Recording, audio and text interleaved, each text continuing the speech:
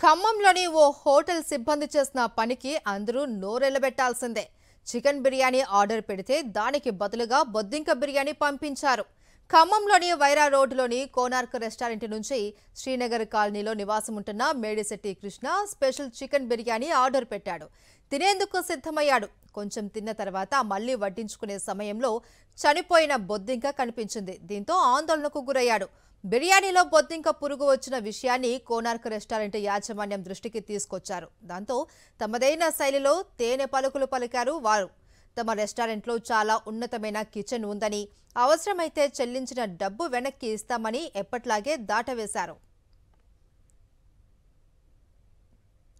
కోనార్క్ రెస్టారెంట్లో బిర్యానీ ఆర్డర్ పెడితే హోటల్ వైభవిన్ నుంచి బిర్యానీ పార్సల్ వచ్చింది. బొద్దింక బిర్యానీ తిని అనారోగ్యం పాలైతే ఎవరు బాధ్యత వహిస్తారు అని బాధితుడు కృష్ణ ఆవేదన వ్యక్తం చేశాడు.